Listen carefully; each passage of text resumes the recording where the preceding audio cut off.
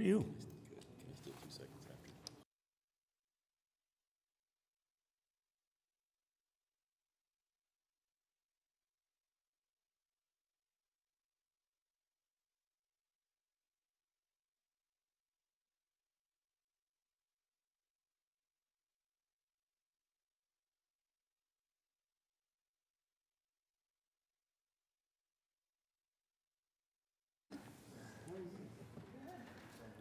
Good afternoon. It's 2 o'clock, and I'd like to call to order the December 19th meeting of the Oklahoma City Water Utilities Trust. Next item on the agenda is approval of the minutes from the December 5th meeting. They're in your packet. Are there any comments or questions that the trustees have regarding the minutes? Seeing none, is there a motion for approval? We have a motion. We have a second. Please vote.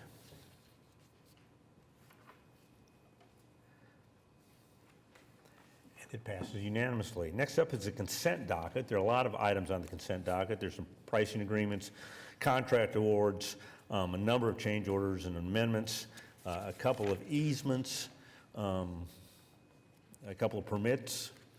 Actually, there's the capital plan for equipment purchases is on there for several $1 million. It lists the capital we're going to buy. Are there any questions on any items that are on the consent docket that the trustees would like to discuss individually? Seeing none, is there a motion to approve the consent docket? We have a motion second. Please vote.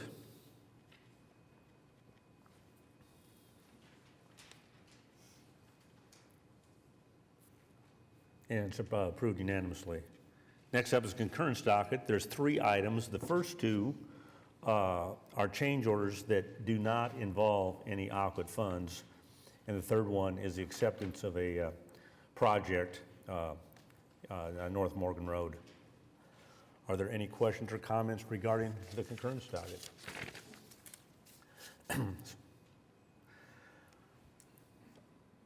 Please vote.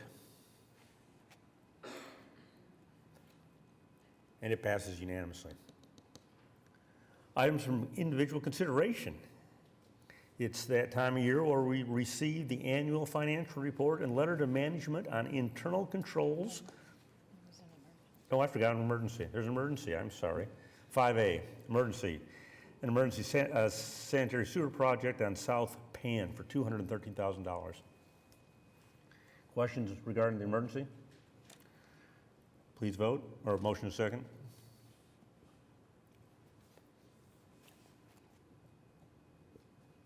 All right.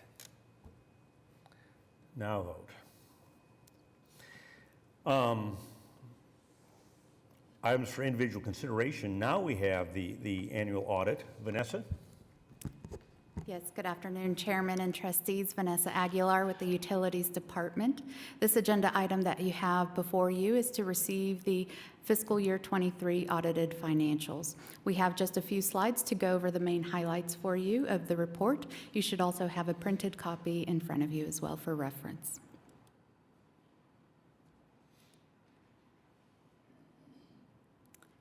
As background, AQUIT engages with the same external independent auditor as the city does. For fiscal year 23, this was Allen, Gibbs, and Holick, known as AGH. They have audited AQUIT's financial statements and have issued a clean opinion with no findings. Generally, every year, there are new accounting standards that are implemented. On this slide, these are several of the accounting standards that were implemented for fiscal year 23.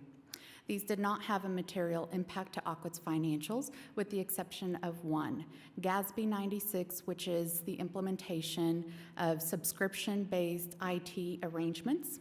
In review of that new accounting standard, it was determined that AQUIT does have a couple of agreements that meet this requirement. That included our agreement with SAP America and SAP Industries, and so AQUIT's financial statements reflect the addition of these 2 agreements as assets and liabilities in compliance with the standard. And just some of the highlights for the annual financial report for 23. Overall, the net position for Aquit improved by $124 million. This is primarily due to cash and investments as well as capital assets. Aquit operating revenues increased in FY23 to $435 million. This was an increase of $44 million from the previous fiscal year. Operating revenue increases were primarily due to water, wastewater, and solid waste management service charges as the form of Aquit's revenues, and service charges primarily increased due to system demand or usage of our customers, customer growth, as well as annual adjustments to those system service charges and fees. Aquit operating expenditures for FY23 were just below $300 million. There was an increase of approximately $52 million from the previous fiscal year. This was attributed to a couple of things. In summer of 2022, we had high system demand, which attributed to our increased chemical cost. Both chemicals and electricity did increase in price per unit in FY23, as well as we saw just in general across the board inflationary increases to services and commodities. Capital assets for Aquit in FY23 were $1.8 billion. This was an increase of $131 million, primarily attributed to construction in progress that was recognized in '23, projects that we were awarding in fiscal year '23, which included Atoka pipeline segments as well as South Canadian wastewater treatment plant improvement projects. This also recognizes depreciable assets that we placed in service in the water and wastewater system. Additional details about our financial report can be found in the MD&A of the printed copy. That would be page 9 through 17, and our financial statements start on page 20 of the printed report. And with that, we're happy to answer any questions. Are there any questions? Thank you. Yeah. Thank you. Thank you, guys. Clean audit, no comments were, she could have kind of stopped there. Thank you so much. That is, I know that's a lot of work that goes into that, and it shows it. So thank you so much. Is there a motion to receive the audit?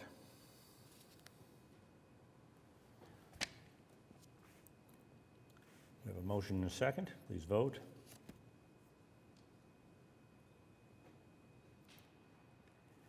That passes unanimously. Items from trustees. I'd like to wish everyone a Merry Christmas and a Happy New Year. It's been a really good year. We've accomplished a lot.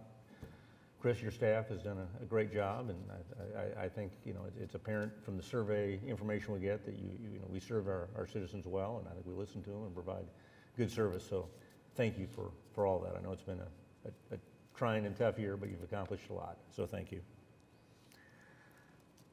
General Manager reports, status report of the Utilities Department for November.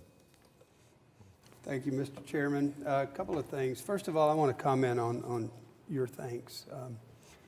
Many of you all who have been in Oklahoma City for most of your careers and lives don't really have the barometer that I have, and I say this a lot. This is the best place that I've ever worked, the best team I've ever been associated with, and I've been to a number of utilities across the nation. So there's no doubt in my mind that they're going to get high marks from citizens and elected and appointed officials because they're here to serve and they're dedicated in that regard and they're very passionate about it. So I want to thank all of the staff for a great year and a great job. Secondly, I want to wish everybody a happy holiday, safe holiday. I hope everybody enjoys the holiday and that we all stay safe.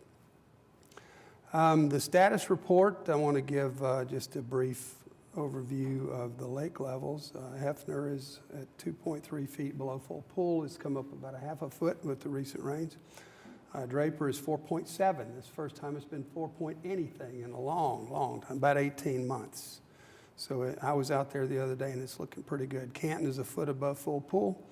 Atoka is 3.7 feet below, and McGee Creek is 2.2 feet below, but as you all know, at any moment, those two lakes can be completely full or over full. So they're in pretty good shape.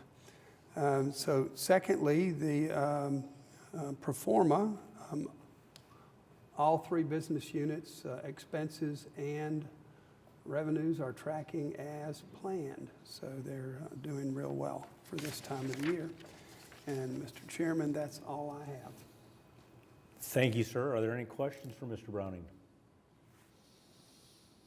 Right. Citizens to be heard. Mr. Claude Seipert, come forward and please limit your comments to 3 minutes. We're going to talk afterwards. Oh, okay. You're going to talk to Mr. Browning after the meeting?